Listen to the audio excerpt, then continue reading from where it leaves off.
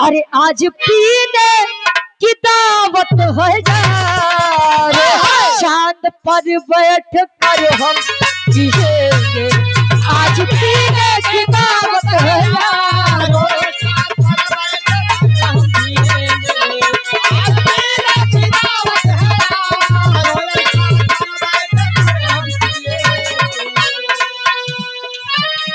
अरे आज पीने की दावत है यारो, आज चांद पर बैठ कर हम पिएंगे। उनकी जुल्फों के साये में हंसी कर उम्र भर हम नशे में जिएंगे।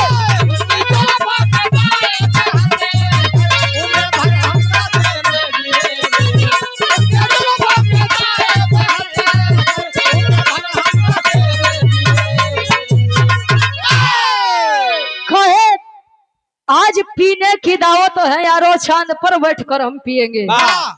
कम मंजित भैया, अब पृथ्वी के बाद छोड़ा चांदों पे आदमी जमीन लेत बा, तो कहूँ भी पार्टी हो सको तो हाँ, कहूँ भी आदमी अपन मिजाज बना सको, खाली बनवे के चाहिए। तरह से बढ़िया कवि जी फर्ज में लिखा था वीरन खातिर। अच्छा, पहले के पुरनिया एक कहावत कहा कि रघुकुल रीति सदा चली आई, प्राण जाई पर वचन न जाई। बात खातिर आदमी मर मिट जाओ, लेकिन बात कटे के ना चाहिए। आजकल तो कुछ मर्दन के ऐसा बात बा, आज कुछ कहते हैं कल कुछ और कहीं है। नंबर पे तो हमारे शिवा भाई है, वो कब्बे से दीदार करवावत। गुरु पूजा महोत्सव एवं स्वर्गीय मुलायम सिंह यादव नेताजी का श्रद्धांजलि समारोह 4 अक्टूबर रविवार गाजी कबाग उत्तर प्रदेश व बिहार। अब वीर चाहे आज के हो कैसे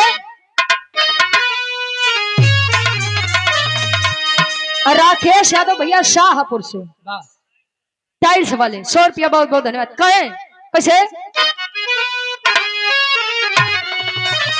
अरे जिसके सीने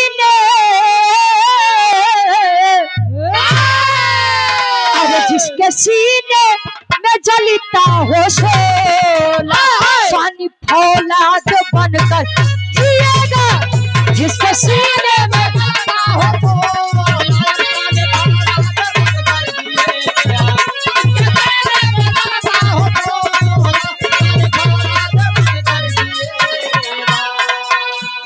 अरे जिसके सीने में जलता हो शोला, सानी फौलाद बनकर जिएगा। मन से कोई जहर भी पिलाए, अमृत अपमान का ना पिएगा। अमृत अपमान का ना पिएगा।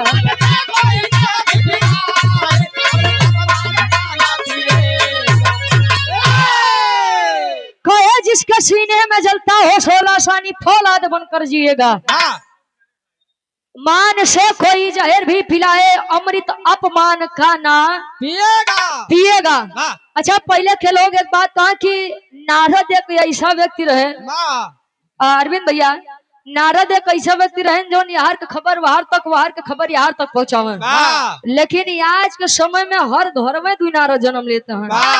अब कुछ आदमी तो ऐसा हाँ बिरहा जगत में भैया वो बेचारे।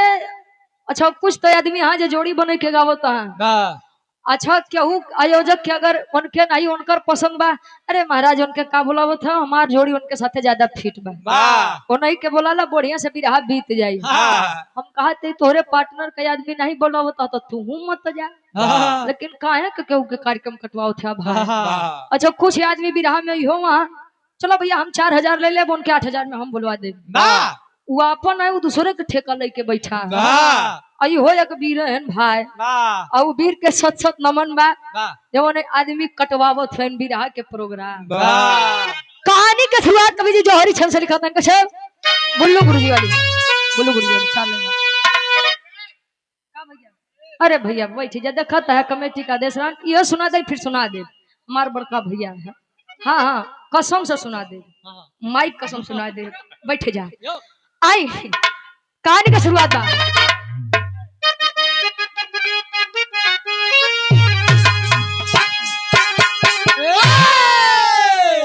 कहती हूँ बड़े यदब से,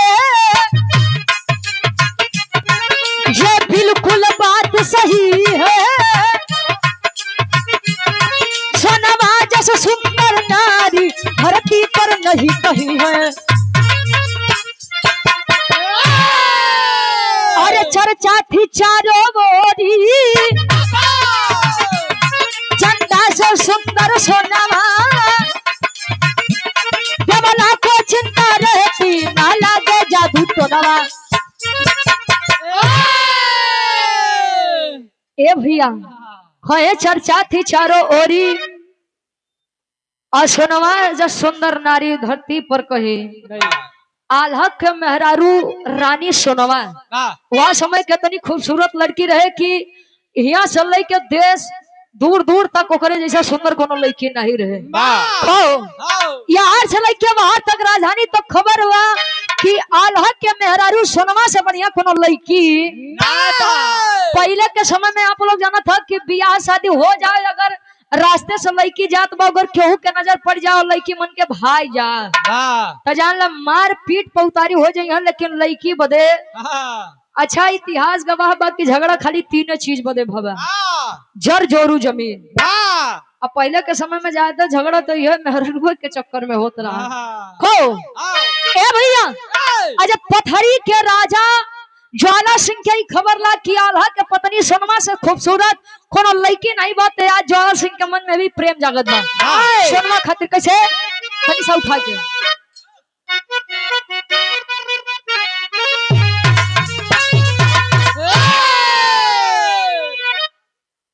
खबर लागत बा ज्वाला सिंह के पास।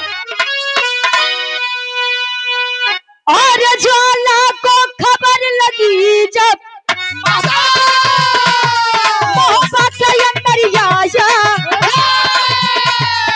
झूला झूलते बगिया में अब सोनमा रानी पाया,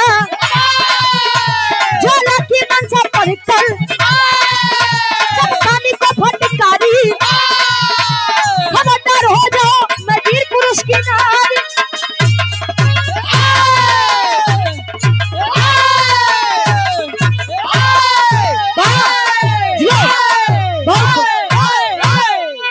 कहानी कितनी आप लोग समझा। जब खबर पहुंचा बा ज्वाला सिंह महोबा के अंदर आया है पथरीगढ़ छोड़ करके, और जब पथरीगढ़ को छोड़कर आया है महोबा नगरी में यही सावन के पावन महीना में। पहले के लोग जब झुलना डलाए जा मंजीत भैया तो कजरी राग छेड़ो जोड़ पर जोड़ होकर कि तू एक गावा हम ओके गाई। ए भैया झूला झूलते बगिया के अंदर रानी सोनमा को पाया, और यहाँ उदल जी झूलना डाल के, सोनमा के देवर रहे उदल जी, झूला डाल करके शिकार करने के लिए निकले हैं। और जब ज्वाला सिंह आया तो रानी सोनमा को देखा है और देखते ही रह गया। देखत बा और देखते देखत पहली नजर के पहला प्रेम हो गया ज्वाला सिंह को। जब ज्वाला सिंह को सोनमा रानी से प्रेम हुआ तो सोनमा रानी कहे किए लड़के ऐसा का देखत है हो, आज तक कबो लड़की नहीं देखा का। कहे कि लड़की तो बहुत देखा लेकिन तोरी जैसा नहीं देखा। कहे मतलब कहे कि आपसे मैं विवाह करना चाहता हूँ, शादी करना चाहता हूँ। नहीं तो हर दिमाग खराब बा, जानते हो मैं कौन हूँ? बताओ तो कैसे एक लाइन तर्ज लगत बा। 100 रुपया भगेलू यादव रामापुर से 100 रुपया भैया, बहुत बहुत धन्यवाद। भुलई पटेल जी शाहपुर कसिया में बहुत बड़ा भंडारा है, आपके द्वारा सादर 100 रुपया। करनई दीप चंद यादव भैया हमरे 51 रुपया, बहुत बहुत धन्यवाद। 100 रुपया अमृत लाल पाल शाहपुर से बहुत बहुत धन्यवाद। एक लाइन तरज लगा कोनो दुल्ही बतावे कैसे।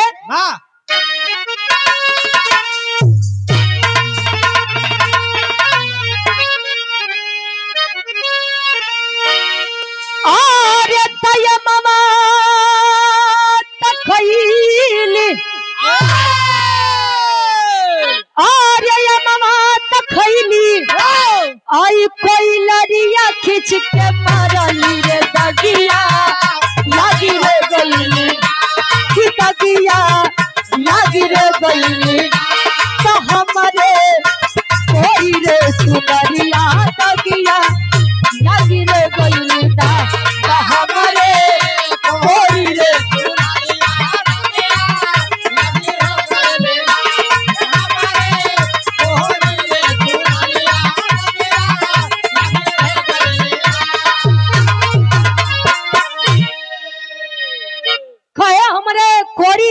करिया दगिया लगी रे गईली ना कोनो तू वही रहे अपने सासू माई के रहन सहन बतावे कैसे अरे सासू मार तनवा अरे सासू मार तनवा ओई ननदिया मार तनवा रे तनवा ओई हो मार तनवा ओई हो मारे तो हमारे भैया के सरवा रे तनवा ओई हो मारे तो हमारे भैया के सरवा रे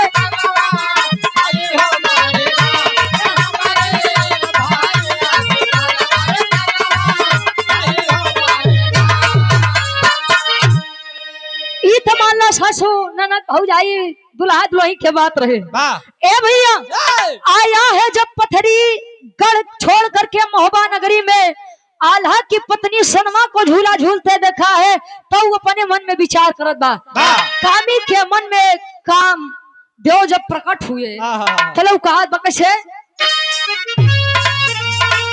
अरे कदमा के बगिया में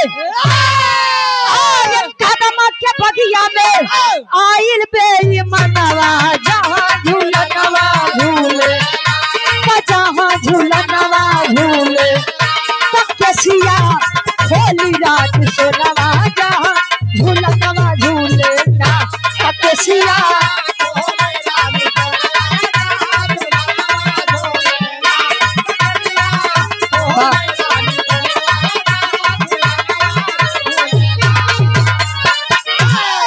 अरे कहीं समझ आके तो के अरे जल्दी जाइबा भागी उदल देवारा के खबर यो दिलागी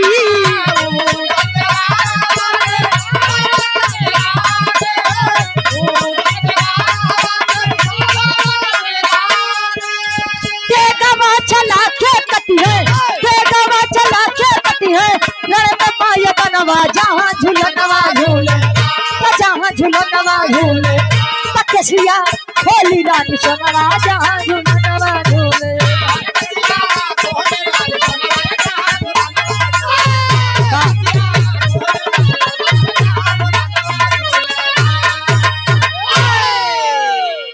कहीं समझा के तो के जल्दी जाइबा भागी और उधर देवरवा के खबर यदि लागी ए भैया वो एक देवर भौजाई रहे जकरे बीच में महतारी और लड़का के जैसा प्रेम रहे आजो के कलयुगी देवर भौजाई चलते हैं सब नहीं खाली एक देवर भौजाई के चलते सब देवर भौजाई बेचारे बदनाम है एक गाना याद है कि पथिया नतिया पटना बा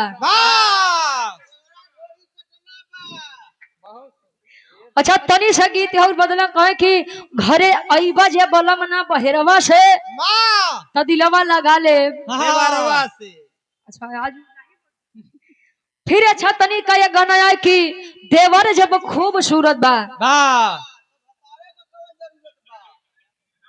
बहुत सही यो कुल देवर भौजाई रहन भैया देखो सब ना यो खाली एक दुआ तबे बेचारे बहरे छोड़ के अब कमाऊ नहीं जाता है या तो जाते नहीं है या तो जाता है तो लई के जाता है का करवा आज के जमाने में क्यों ऊपर भरोसा नहीं बा ये भैया देखता है कि दुल्हा दुल्हन के बियाह बाबा दुल्ही पता लगे तो ओकरे बड़के भाग्य के साथ फरार हो जात बा आज के समय में क्यों ऊपर भरोसा करे लायक नहीं बा ए भैया आया है जब ज्वाला सिंह माई सोनमा कहे किया ज्वाला सिंह अरे मैं महोबा के राजा आल्हा की पत्नी और वीर उदल की भौजाई हूँ इतनी बतिया जो ज्वाला सिंह सुने तो एक बार पीछे हो गया है लेकिन ना जब प्यार किया तो डरना क्या और जब डरना तो फिर करना क्या जब डरिए गए तो प्रेम करे के काम मतलब हाँ या तब एक पाऊ या तब मरब या तब मारब यह मेहरुन को नशा उतारू वहाँ मारे पीछे पे कैलाशनाथ भैया हाँ ए भैया यहाँ इतनी बतिया जब सुना है आया है ज्वाला सिंह और ज्वाला सिंह माई दुर्गा के बहुत बड़ा बरियार भूत रहे माई दुर्गा से कहे कि महतारी रे एक लड़की पसंद आया जवन बगिया में मिली रही खाली वही से हमार बियाह करवा दे जीवन भर तो कुछ नहीं मांगा माई दुर्गा कही कि बेटा दिमाग खराब हो गया तुम्हारा अरे वह शादीशुदा है, आल्हा की पत्नी और वीर इंदल की माँ है सोनमा। अब लड़की पसंद आए बा तो कोनो और पसंद केला का जरूरत बा तो कहे का दू लड़का के महतारी पसंद आए बा कहे ने माई प्रेम ही नहीं देखत कि लड़की कोने उम्र कोने समय के बा खाली एक बार ओकर भेंट करवा दे कहे कि अगर सोनवा को लेकर आओगे तो बेटा तुम अपने विनाश का रास्ता स्वयं खोजोगे। और ये आप सम्मानित श्री विजय प्रताप यादव एडवोकेट साहब रामपुर गौरा प्रतापगढ़ से 101 रुपया बहुत बहुत धन्यवाद। अच्छा जे मेहरारू के बात माने बहुत फायदा में रहा भाई का आप लोग जान ला काहे बदे जाना थे भैया। अभी आप लोग सोचा राजा दशरथ के मेहरारू कैकेयी जी रहे कैकेयी जी कहीं कि राम के 14 बरिस के वनवास चाहिए देखा राजा दशरथ हो के अपने मेहरारू के बात माने कि नहीं माने भले से रामचंद्र जी का 14 बरिस के वनवास दे के पड़ा। अच्छा बिहार तनी से आवा प्रभु श्री रामचंद्र जी माई सीता के बात माने सोने का हिरण लावे बदे चली गए भले से पूरी लंका नगरी के विनाश करे पड़ा। अब वही जगह रावण को देखा वो मंदोदरी के बात नहीं माने सब सोच लो कर पूरी लंका नाश हो गया। या बदे कबो कबो मेहरारू के बात माने में भलाई बा फायदो बा। ए भैया माई दुर्गा कहे कि बेटा अगर सोनमा आएगी तेरे दरबार में तो तेरा विनाश होना तय है कहे महतारी करे बरे मरियो जाब ना तब्बो कोनो फर्क नहीं बा खाली बस एक बार उके दिया दा कहे कि ठीक है जा लेकिन याद रखना कहे कि ये माई एक बात हो आप लोग सुना कहे कि अगर हमार बात मान लेबू तो ओकरे लइका इंदल के बलि तोरे चरण में काटो चरण में चढ़ाऊ। अब बलि से माई दुर्गा भी प्रसन्न की ठीक बेटा जा जा जा सोनमा को लेकर आया और इंदल की बड़ी बलि चढ़ानी पड़ेगी तुझे मेरे इस वेदी पर कहे कि ठीक माई जात बा कैसे एक लाइन तरस लगत बा। और आप सम्मानित श्री अखिलेश यादव जी ग्राम पंचायत अधिकारी 251 रुपया बहुत बहुत धन्यवाद। आई एक लाइन तरस लगत बा कैसे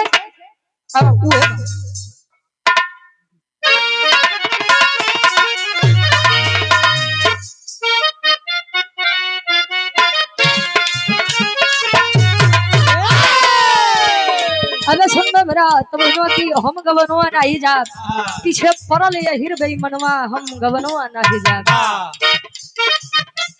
अच्छा ये तो मान लो अगला कलाकार गाए तो दूसरा गावत हम गवनवा लइके जा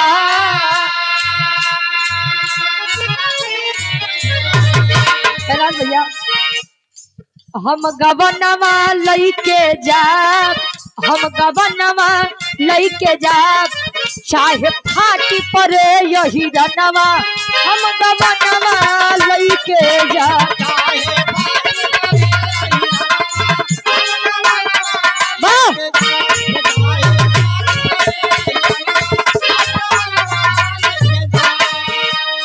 ए भैया यहाँ माई दुर्गा इंदल के बलि पर मान गई कि बेटा जा सोनवा को लेकर के आए सोनवा को लेकर आया है जबरदस्ती प्रेम करे सोनवा कहे कि है साहब अरे राजन अगर जबरदस्ती मुझसे रिश्ता जोड़ने की कोशिश करोगे तो पतिव्रता तेज लगेगा यहीं पर तुम्हारा विनाश हो जाएगा। यहाँ चारों तरफ महुबा नगरी में हल्ला हो गया कि माई सोनवा का तो मिलता नहीं यहाँ सोनवा का खोजे बदे आज उदल वीर उदल आज चुड़ियारिन को रूप बनवत है। गीता में भी लिखा गया है कहीं कहीं मारे वीर तो कहीं कहीं कहीं कहीं कहीं मारे वीर तो कहीं कहीं भागे वीर ढेर शुद्ध मत बोला कर भैया वो दुअर्थी में चल जाता है। ए भैया जहाँ पर बड़ काम ना करे वहां पर छल का इस्तेमाल कर लीजिए। अभी हर उधर जाना तय कि अभी वीर बने माई हमारे भौजाई सोनवा के खबर नहीं लगी तब मेहरारू बने के पड़ी। मेहरारू के कुल गेटअप लई के चूड़ी बेचे निकलत है कैसे रण जुझरवा चल लेना रण जुझरवा चल लेना रण जुझरवा चल लेना कई गल बन गई ले चूड़ी हरवा रण जुझरवा चल लेना।